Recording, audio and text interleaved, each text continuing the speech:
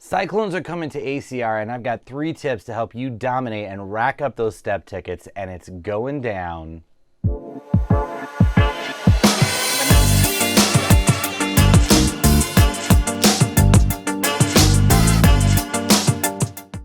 Hello everybody, my name is Rob Gardner, aka the Poker Pastor, and I stream 3 days a week on Twitch. If you get any value out of this video, please hit that like button below and drop us a comment. We love your feedback. And make sure you hit that subscribe button so you can get notifications twice a week when we post fresh YouTube content to this channel. Now, last month when Cyclones were up on ACR for a brief amount of time, I got to play them in whole, see the format, and let me tell you something, it is going to be an amazing experience. In Cyclones, you start with 1,500 chips, and your goal is to get to the target stack size, usually 5,000 chips. If you get to that 5,000 chip mark, you earn a ticket to the next step. What's really cool about Cyclones though is say you're at 4,000 chips, you get an all-in with somebody and you win a 7,000 chip pot, you actually not only get the seat for the 5,000 chips, but then you keep the 2,000 additional chips, they roll over and you get to try and build it up to 5,000 chips again, allowing you to take one step tick entry and try to turn it into 2, 3, 4, 5, 6 step 3 tickets. I was able to roll over several times when I was playing these during the first couple hours and rack up a lot of tickets off of a few buy-ins. Now, this coupled with the fact that ACR is changing the price of the step tickets to now be the same price as the other tournaments at that buy-in level allows you to play any step ticket at any tournament. And that is just a really cool way for us to get to take some shots at some larger prizes and larger prize pools with less risk.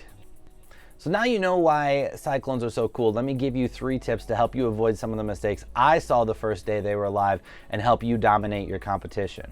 The first tip I have is to adjust to the fact that there are no antes in play. Now, people are used to playing 15 big blind stacks. They play them in tournaments all the time, but when they're playing them in tournaments, there's some key differences. Normally in tournaments, you have the big blind, the small blind, and all of the antes in play. So the cost of one orbit is basically what's in the pot pre-flop before any action has taken place.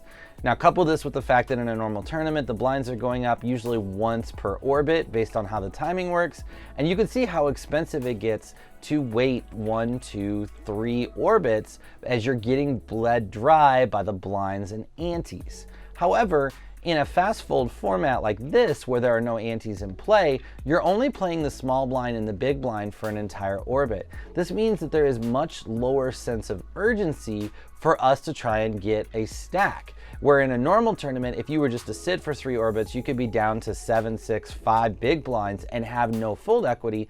In a fast fold situation here with antes not in play, you could actually go from a 15 big blind stack to a 10 big blind stack over 3 orbits and still have fold equity. This means that we don't need to be as aggressive with our opening ranges, we don't need to be as aggressive with our jams, we don't need to be as aggressive with our rejams, and I saw a lot of players that were just jamming really loose in the Cyclones, even some players that were just straight up gambling, shoving any 2 cards when they didn't need to be that aggressive.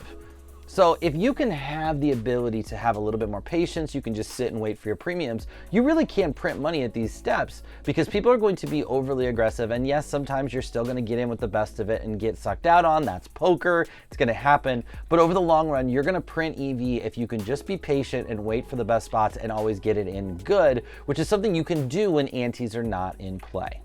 Now, the second tip I have for you today is to take advantage of the fast fold format. If you guys have never played fast fold poker on any of the sites before, on ACR it's called Blitz Poker.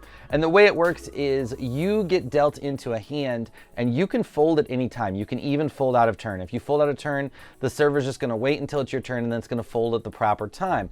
The second you fold an end to hand, you get taken to another table. They take people from other tables and they build a table and you get to play another hand right away. And there's 2 very huge advantages to this that people ignore.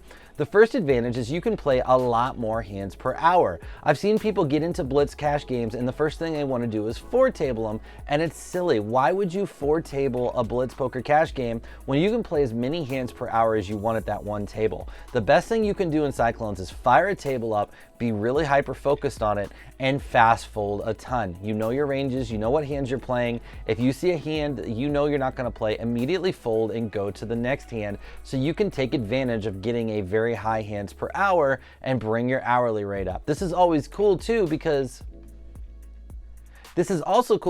when you do get in spots, when you do have hands, you're only focused on that one table and you can really play your best poker, versus if you're 4-tabling or 6-tabling and you're in a spot where you get in a really key spot and you still have to focus on those other tables. So it gives you the ability to play at a speed like you're 4-tabling, but when you get to those key points where you really need to play your A game, you get to dial in and play your A game, and that is a huge advantage.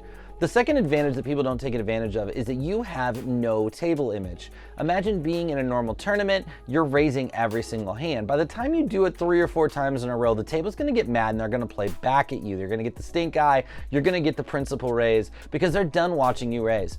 In fast fold format, you're at a different table every single hand. And yes, while people do have HUDs and they will attract some general stats on you, they have no idea what you're doing from hand to hand. That means we can exploitatively raise, we can exploitatively check raise, we can exploitatively size, and people don't know what we're doing. They don't have anything larger than a 1-hand sample size. So take advantage of that. Be willing to raise or fold at higher frequencies. Be willing to use bet sizings that you normally wouldn't use, because the truth is you're not giving any information away because people just aren't getting to see you in a consistent sample size. Now, my third and final tip for these Cyclones is understand how ICM works in Cyclones. And ICM can be a tricky bear to understand, but I've always been a huge fan of learning ICM in satellites because satellites take you through the entire gambit of ICM. In sit and goes or tournament satellites where literally only one seed is paid out, you're playing a true chip EV format where the goal is to win all the chips, and the EV is literally whatever chips you can win in any given pot. On the other extreme, imagine a huge tournament satellite where the top 50 people get seats. You can get into situations where it is perfectly profitable to fold pocket aces pre-flop because winning the hand doesn't improve your odds of winning the tournament. You've already probably have a seat locked up, but losing the hand could bring your stack down to a spot where it jeopardizes your ability to cash the tournament. And so through this whole gambit, we kind of learn all of the different ICM situations because we get to experience all the extremes. But ICM is very, very different in a Cyclone format, and there was one mistake I saw players making very consistently at this level that I think you need to avoid, and it comes when your stack gets very close to the target stack. So let's say the target stack is 5,000 chips and you're sitting on 4,700 chips. The one thing you cannot do at this point is try to play small ball and pot control and try and win a small pot to get to 5,000 chips. And guess what? This is what most of the players were doing. What you need to do in this spot is one of two things. The first thing is a really cool option from ACR where there's a button you can click to buy the remaining chips. So if you're 300, 400, 500 chips away, you can click the button and it'll give you a small price that you need to pay in order to buy those remaining chips, prorated based on the price of the ticket. Now, when you're buying the ticket, of course, you're buying the ticket with the rake installed. You know, it's a 15 plus 150 or whatever, but we're talking pennies at this point. And if you're not an aggressive player or you are risk adverse, this is a no-brainer purchase. The other strategy that you can do, and the reason why just sitting and nut peddling is going to cost you money, is because of the rollover. Because when you get over 5,000 chips, you win the seat and you still get to roll over your tickets.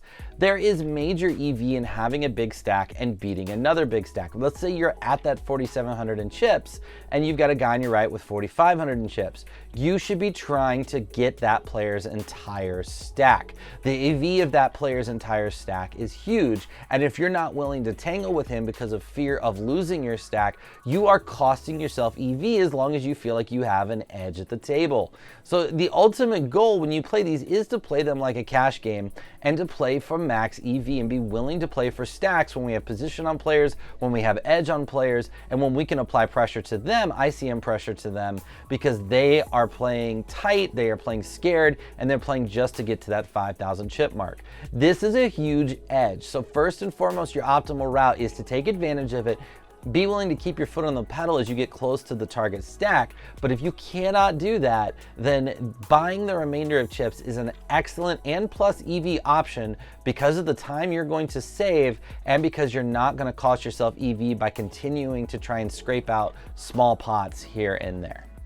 So those are my 3 tips on Cyclones. If you have additional questions or strategy ideas or you just want to pick my brain about them, hit those comments below. I will read all of my comments. I respond to them on the regular. Be happy to discuss Cyclones further with you. And a special invite to you on the 29th of January. I will be live on twitch.tv/pokerpastor. I'm going to be playing a bunch of Cyclones. I'm going to be talking a bunch of Cyclone strategy. Think about coming on over there and hanging out with us while we play them, and you can maybe pick up some additional lessons and tips there. That's all I've got for you today. As I say always, guys, dream big and be bigger.